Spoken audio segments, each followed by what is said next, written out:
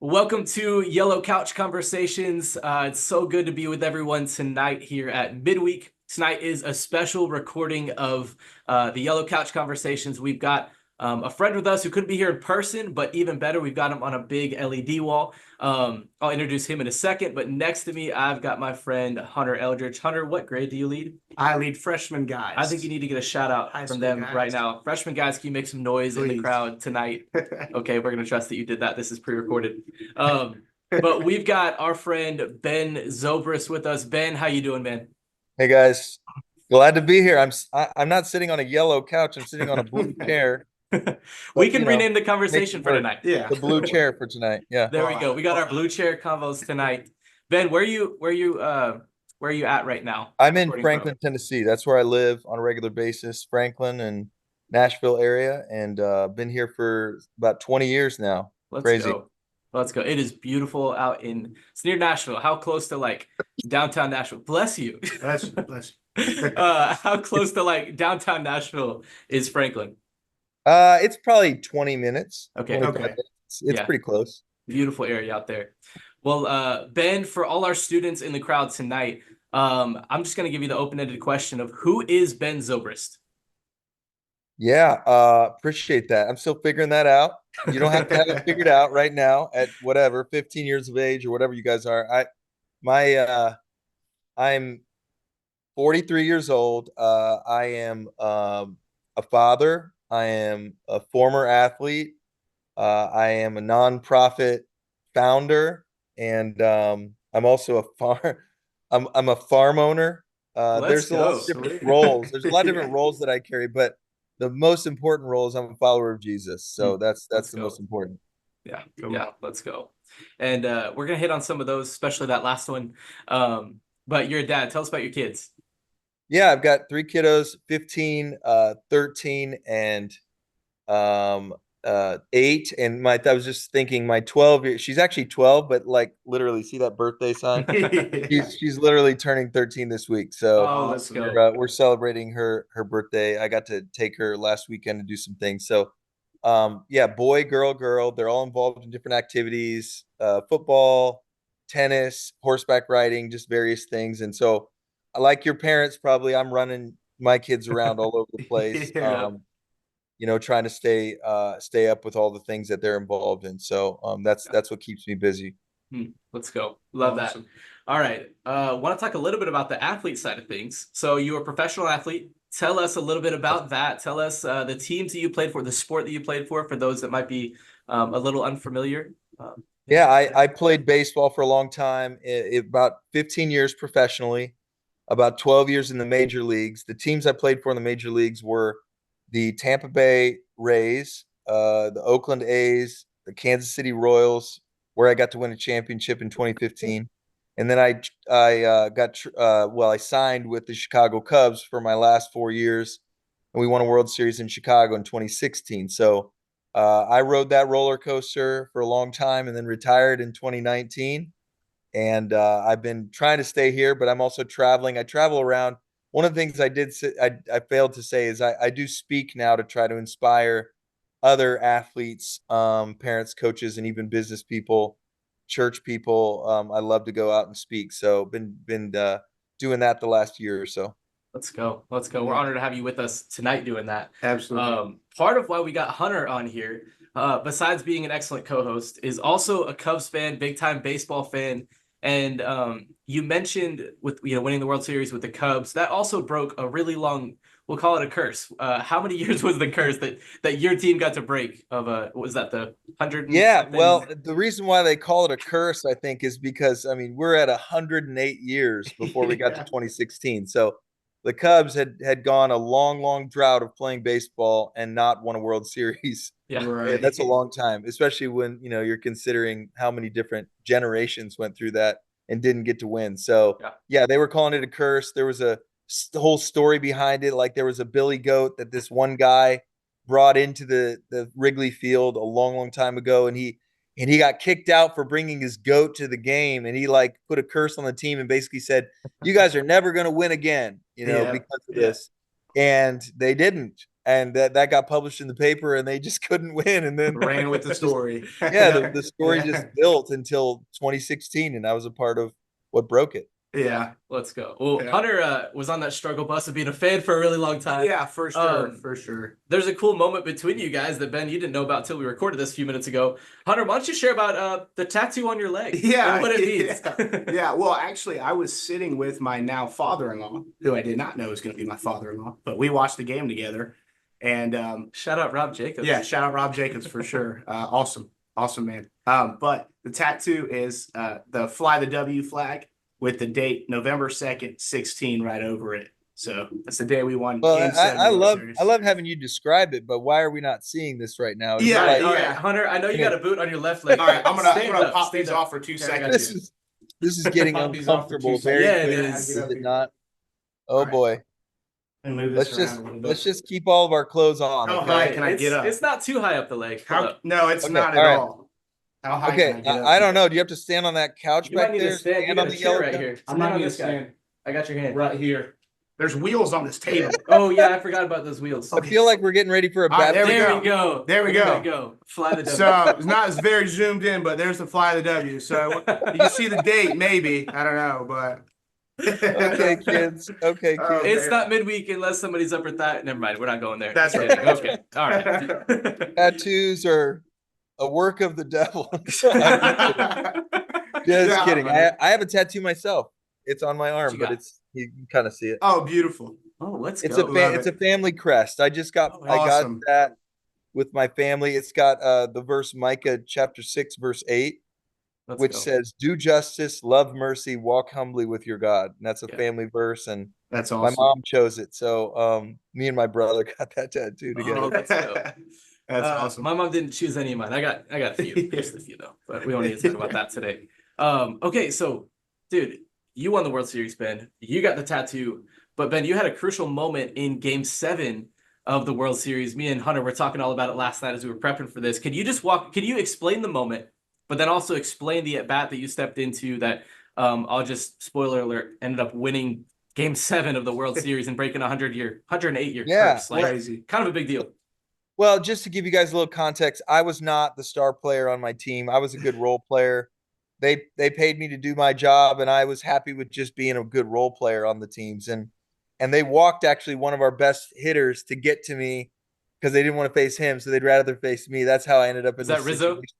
Yeah, they Yeah. walked Anthony Rizzo, Yeah. who's still playing right now. He's playing for the Yankees. I just saw him a couple weeks ago when they were at Wrigley, and I went and visited and chatted with him for a little while. But they walked him to get to me, who was batting behind him in the lineup. And we were facing one of the toughest pitchers in their bullpen. I slapped a ball the other direction, just out of the reach of the third baseman. And that scored the go-ahead run at the time in the 10th inning. That was extra innings that were happening at the time. Game 7, last possible game, like end of the game. And so what happened for me there was a crazy after that all took place. And I'm remembering like how crazy it was. My agent got like 5,000 requests for me within Oh just my a couple goodness. days No way. of being a part of winning that World Series. And it was so crazy that my system was totally, completely overwhelmed. Yeah. And I didn't know what to do with it because I had always wanted to try to help people. And then when I had to say no to everybody, I really felt pretty unhealthy at the time, just because I was happy in one regard that like things were going well, but I was also like feeling overwhelmed and not really sure how to respond to all those things. So it was a really challenging time. A very tough time for me. So I don't know if we want to go into that, but yeah, let's. it's like sometimes you experience success and sometimes you experience failure, and it's not really what everybody else thinks your experience should be. It's what you're feeling inside that you're going through, and it was actually really great on the outside, but on the inside, it was actually really challenging for me. So just wanted to kind of be open about that. Yeah. Yeah. And that was directly after the World Series win is what that's when you're experiencing all Yeah, that? yeah. It Wow. was like within 2 weeks. Well, within a couple of days, I started getting all those requests. Yeah. And then within a week or two, I was like having a hard time sleeping, Hmm.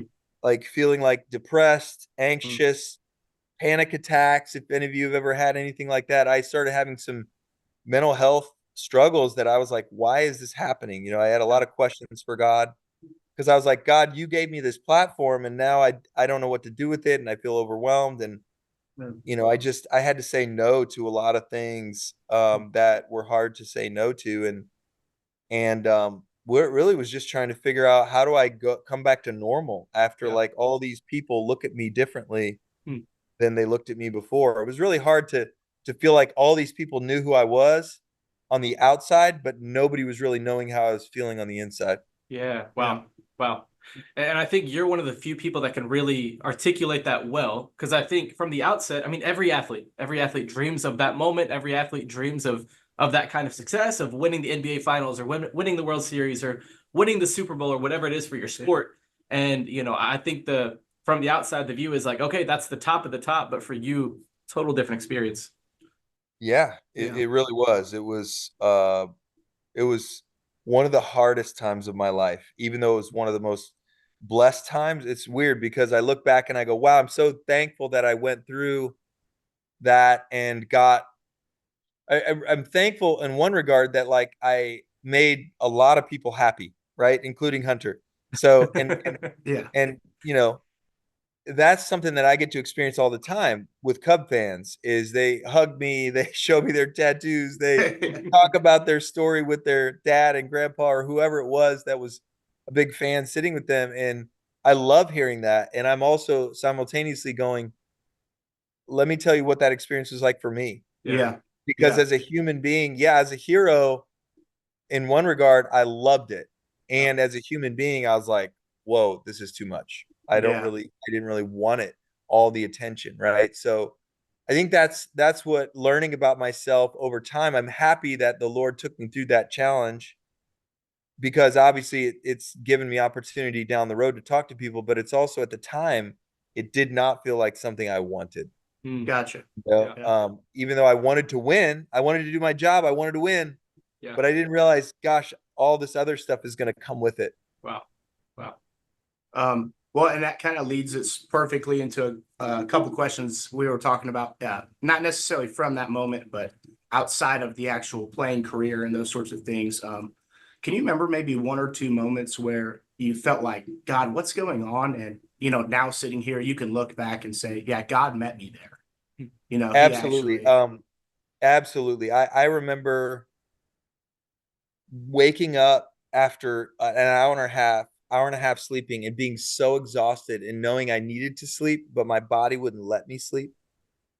And I didn't know why. I was like, why can't I stay asleep? And then I would have a hard time going back to sleep. And if you've ever struggled with sleep struggles, man, it's miserable because you're just tired all the time. You know how you get like hangry if you're hungry, or you get cranky if you're tired? Like I was constantly cranky, right? And just like I just didn't want to do anything, and I was always exhausted. And I remember asking the Lord, like, why? Like, why am I going through this? I should be happy right now. Like I was putting more shame on myself because I wasn't in a good place. And it was like he was saying, Ben, I need you to be okay in your suffering right now. Hmm. Hmm. It's not going to go away until you get comfortable with letting it stay. it's You might good. want to think about that for a Gosh. second. Hold on. It's Say that not going to again. go away. Like, It's not going to go away until you get comfortable with it staying. Hmm. What did that staying look like? Like, is there a way to break that down a little What bit? it looked like was to not try to force myself to be fixed. Hmm. that's To good. not try to scratch and claw and make my way out so that I could be better. I didn't want to feel that way anymore. And it was like God going, "Hey, if I don't let you feel good right away, if I don't rescue you from this right away, can you still trust me and Wow. just obey me? Wow. Yeah. Yeah. Just walk with me and obey me and trust me, even though you're uncomfortable, even though you want this to change and I'm not changing it right now. Can you still be okay trusting me and walking with me?" Yeah. And I was like, at times I was like, no, I don't want to be, you know, Yeah. like, no, this is frustrating. I don't like this. I'd Yeah. get angry and then it was like I would just eventually just in tears, just ask the Lord, okay, God, like, okay, what else? Whatever you want. Like, I just want to submit to you, and I just want to be faithful and trust you. And then like I know you don't want me to be miserable forever, but it was like he was saying, I need to teach you something. Hmm. Like, I can't teach you something if all you ever feel is feel good and strong. Yeah. True. Yeah. True. Wow. That's If good. you have to feel weak, you have to feel helpless and dependent upon me for me to Yeah. really teach you something. Right. That's what it's like to follow the master, is to go, I don't know where we're going. I don't know what we're doing, why we're doing this. But he's like, just trust me and walk with me and obey me. Read my word, know what's true, be certain of what's true in the scripture, be certain of who I am, but you might have to be very uncertain of who you are in the Yeah. process. Yeah, that's right. I think that's so good. I mean, for anybody to hear, but especially a room full of middle schoolers and high schoolers who they're in the process of discovery. Like you guys who are listening right now, you're in the process of discovery. You're in the process of, all right, everything is not easy. You want to know the plan that God has for your life right now, but I was reading out of Ecclesiastes 3 this morning, and Solomon, with all the wisdom in the world, is still like he's figuring out here's how the world works. Here's trying to just get all the world has to offer, finding meaning. And even at the end of the day, he's like, okay, like end of the day, I know that God has a plan, and it says God has a plan, but we need to be content not knowing that plan, and even a step further, just like you said, be dependent upon Him in the midst of the not knowing. So Right. Yeah. That's good. Right. That's so good. And I think one of the things I talk to my guys about all the time is, hey, you're going to have highs, you're going to have lows, but how can you stay here with God? Your highs are going to be high, but your lows are going to be low. Yeah. So how can you figure out, how am I going to stand on Christ on both of those? Yeah. Right. And that was a perfect perspective of saying, hey, I've had highs, the highest of highs. Yeah. But my lows have been low. How have I found God in those moments? So that's a Yeah. beautiful perspective. And I think I'll say this. I think it's really hard to stay positive in those moments when you're feeling really low. Yeah. And it can be easy to gripe and complain and negativity, and it's never going to go away, and your mind tells you all these things that aren't true. Yeah. Okay? Yeah. So your mind sometimes is on the attack, saying like, this is never going away. You're always going to feel this way. You're never going to be good enough. Like I've heard so many things that my own mind, other people weren't necessarily telling me, but I was telling myself. Yeah. And that's when you got to go back to the scripture and stand on what's true. Like Philippians 4:8. And I have said this to my kids and our neighbor kids so many times. Whatever's true, whatever's noble, whatever's right, whatever's pure, whatever's lovely, whatever's admirable, if there's anything excellent or praiseworthy, think about those things. Good. Because man, I remember 4 years ago when we were going through that COVID stuff, like everybody's thinking negative. Everybody's having a hard time. Yep. It doesn't matter whether you're having a hard time now or you were having one back then. The principles are still the same. You try to think positive. Think on things that are good, positive, right, true. If you're thinking about those things while you're struggling, it's okay to struggle and to tell other people, I'm struggling. This is hurting. Talk to God. I say all sorts of things to God. I am way transparent and vulnerable with God, and I say things I'm really upset about with Him. But guess what? Anything that I have to say that's negative, I can say all of those things to Him, and He speaks back to me through the scripture, and He reminds me of what's true. He says, I know that's how you're feeling. I know that's what's going on right now. But remember, this is what's true. Yeah. I know that's how you feel, but you've got to realize this is what's true, and your feelings are valid, but we want to listen to our feelings because they tell us something that's going on, but we don't want to follow them. Yeah. You don't follow your feelings. You don't follow them wherever they take you. You listen to them, you process them, and you in a safe place with safe people that can handle it. And then you take them to God, and guess what God does? God absorbs all of it. He says, I know, and it's okay to feel that way. And remember, here's what I feel about you. Here's what I know about you. Here's what I believe about you. And when God does that in those broken places, you become so much closer to him than you've ever been. Yeah. Yeah. I felt closer to him in those times than I've ever felt. Yeah. Yeah. That's so good. That I've listened to a couple of the podcasts that you guys have had with Champion Forward, the nonprofit. And that ties right into the first letter A, awareness, right? Uh-huh. So really being aware of your feelings is a good thing. Yep. But how can we disperse them, I guess, well? How do we, okay, make sure I'm acknowledging them, I'm aware of them, but I'm not following them, like you That's said. right. That's really good. Yeah. That's really good. That's right. We know psychologically there's things that every therapist will tell you are really important if you're struggling with something. You have to start to process them and speak them out loud. You have to have a safe place to say what's really going on for you, what you're really thinking about, what you're really feeling, what's really hurting, what trauma you've been through and all that stuff. You have to process that out loud with a safe person in a safe place. And in order to balance those things out, we know you have to build quality, healthy connections and relationships with people in your life. So you have to have adults in your life that are also going to be a safe place and that they can also be vulnerable with you and say, hey, I feel those things too at times. And sometimes that's your youth group leader. That might be your parents. That might be somebody that you can trust what you're telling them and that they're gonna keep you safe. Yeah. Right. And they're gonna help protect you. But we also know that you've got to amplify certain things. Yeah. And you got to silence other things. Yeah. Because we always have different voices and things that are being told. And that's why we talk to youth a lot about social media and a lot about their phones and the things that they're allowing in, YouTube, just various things that you choose to watch or you choose to allow in, whether it's music or movies or YouTube videos, shorts, whatever it is, or social media, TikTok, all that stuff. Yeah. That kind of stuff is sometimes you have to silence some of that Hmm. so that you can amplify the positive voices Yeah. in your life, right? And if you don't do that, it's really hard to overcome the negativity that's going on inside. Yeah. So good. And man, we'll wrap up here in a few minutes, but I just want to hit on a little bit of Champion Forward. Will you just talk about like the purpose behind it and what you guys are doing, what it practically looks like, but also some of maybe the building blocks that you guys have you're building it around?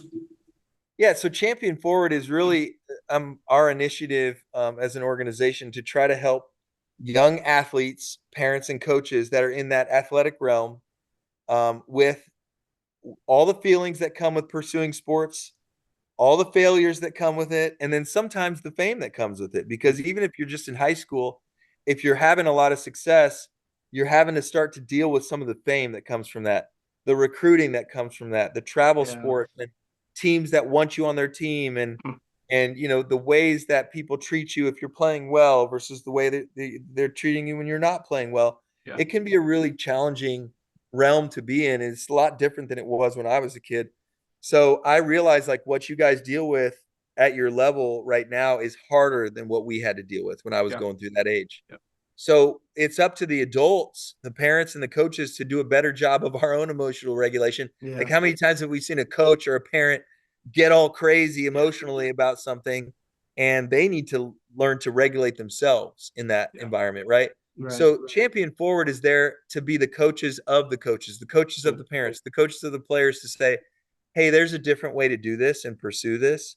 And you have to do some emotional work around it. And there's some skills that you don't have right now, like certain things as a academic person. You guys have teachers that are trying to help you academically be the best. You have to do the same thing emotionally to be your best emotionally on the field and off the field and transitioning that well. So that's what Champion Forward's all about. And ultimately, it doesn't matter whether you're an athlete or not. Even if you're just somebody that realizes, wow, my team of people in my life, we're not doing this in an emotionally healthy way. Yeah. Like Yeah. I'm struggling with my emotions and my feelings, and I have outbursts of anger, and I am crying all the time, and I feel all these things, and I don't know how to make sense of it, right? So Champion Forward, like what we're trying to do is say, hey, we've got some people in our organization that have the ability to help train you in how to deal with some of those emotions, and it starts with like let's just be aware. of Yeah. what those emotions are. Yeah. Like, let's start to realize, and then when you do that kind of work before you go do sports, you actually can play the sport with more freedom because Yeah. you're not carrying all this emotion with you onto the field from what happened earlier in the day at Yeah. school or at home, right? And so you have to transition from being a human to being a hero and then back to being a human again, because ultimately, like, we're all trying to be heroes and be the best version of ourselves, but you can't keep that up. You can't keep that up 24/7. You got to be able to bring that down and be a human. And that's where Jesus meets you. He meets us on that human level. We don't have to be a hero for him. He's been the hero of heroes for us. Yeah. So we just have to be willing to give our heart to him as a human, all the brokenness that we feel. And we take that to the Lord. The Lord says, I can take it all on. Yeah. Amen. Dude. Thank you. Thank you for today. Yeah. I would love to just platform you one last thought, and it doesn't need to be a long thought. Is there anything that you haven't, that we have not teed you up to say or anything like that, that if you've got a stage to just speak to middle and high schoolers to just say, hey, here's my one piece of advice that I have for you tonight. And you've said a lot, you've said plenty. So if you're like, no, that's it, man, like, that's totally fine too. But any other thoughts on any of that? There's so the thoughts I have for young people are this, especially young people in a youth group or at church. You have to learn how to do self-compassion. Sometimes other people around you are not going to be able to give you compassion. They are not going to be able to say, it's okay. It's okay to not be okay. You have to be able to say that to yourself sometimes. It's okay to not be okay. If you're hurting, if you're broken, if you're struggling, everybody around you is trying to help you do better, be better. And that's part of their job, is to help you rise to what you're capable of. But you're going to fail a lot in that rising. Yeah. So when you fail, you got to start saying, hey, it's okay. That's part of the process. I'm okay failing. Failing is like self-compassion when you fail, and the courage to step back in the box. That's why I say, like, as a baseball player, we had to step in the box against a pitcher. If that guy's throwing 100 miles an hour, or the opposition in front of you just seems too daunting to ever win against, and you strike out and you walk back to the dugout, you have to have the courage to say, it's okay. I'm going to step back in again. I'm going to try again. As a young person, if you learn how to give yourself grace and then try again, dude, you are halfway to being the best version of yourself right there. That's so hard to do as a young person. I know you guys are living the highlight life, and you're seeing a lot of highlights, and it seems like, man, I should be there already right away. You're not going to be there, and that's okay. Just keep stepping back in the box and take another swing at it, because you never know. You eventually you're going to change. It's going to get better. You're going to get better at whatever you're working at. Amen. That's good. Ben, thank you so much for today. Yeah. This has been seriously so good. You are a wealth of wisdom and knowledge, and man, just I'm talking to the crowd again, pre-recorded, kind of weird, but midweek, can we just make some noise for Ben Zobrist tonight? Oh, man. Thank you so much for letting me. Thanks for teeing me up, guys. Hunter, thanks for showing us your tattoo. And not pulling your leg up too high. No. Amen to that. Yeah, absolutely. No, it was awesome. Thank you guys for the fun. And I hope you guys have an awesome rest of the evening. You as well. Thanks, you as man. well. Pleasure.